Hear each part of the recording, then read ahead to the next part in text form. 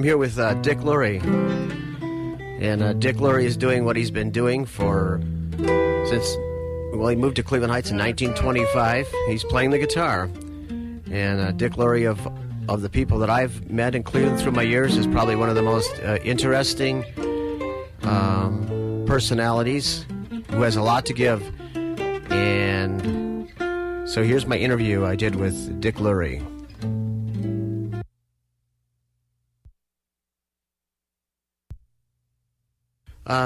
Hello, Dick Lurie. When did you start playing the guitar? I started, I would rather say, when did I start music? And I started to play the piano when I was around 5. By the way, speaking of music, and you and I have spoken of that many times, when I was a kid, I was, say, a year old. My mother told me much later that I would never fall asleep unless there was some noise going on, like if she would be playing the piano. Mm-hmm. Then I would fall asleep. Well, she couldn't play the piano all day, so she found out I would also fall asleep if she turned on the vacuum cleaner. Left the vacuum cleaner on.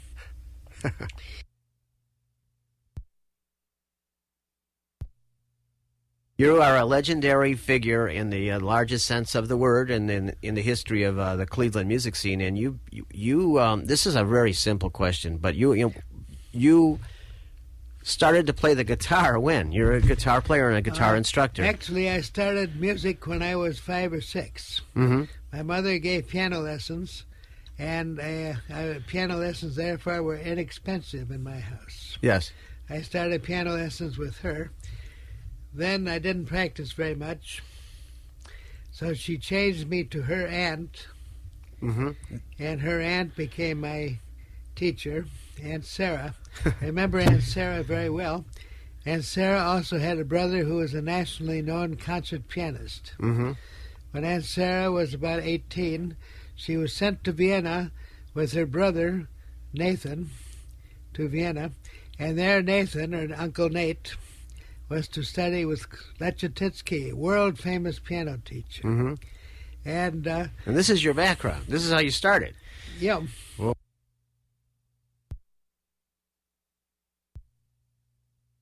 so you started off as a playing musician or a teacher, or which did you start off with? I think I always wonder why some people become professional musicians, some become part-time, sideline musicians, some become hobbyists. Mm-hmm. Because actually the ability of all three of those departments is equal. Yeah, someone has more time to develop. No, they have more desire. Okay. But I've known people in high school. I remember one fellow, Robert Sharp was his name. Mm-hmm. He was a solo cornet player. He was an all-A student. He may have been on the football team, and he became a prominent attorney. Now, I knew another fellow there who was a prominent violin player. He became a prominent French horn player. That was in high school. Mm-hmm. He ended up in the Cleveland Orchestra. Now, why did those two persons of equal ability... Are you asking my opinion or my guess? Or are you you okay. can answer.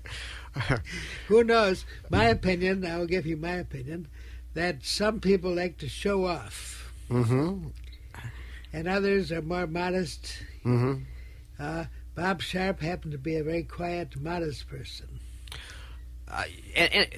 For me, don't you think some people have sort of a whatever they do this, there's almost a passion or something they almost have to release inside of them to. Don't you think some musicians are like that? I like to think it's a noble cause. I would like to think that. But I think really we just like to show off. I think it's a desire to show off. For instance, what sensible person would want to get in front of 2,000 people and play a precarious solo unless he loved to show off? Mm-hmm. And unless he had that overriding passion that he wanted to. He could stay home. I keep trying to bring it up when but you just wants to show off. You're trying to excuse yourself. I'm trying to. I'm on trial here now. Oh no, we've been taught to show off. Don't be a show off. Like that's an obscene thing to be a show off. Mm-hmm. Look at the great show offs. Douglas MacArthur was a show off.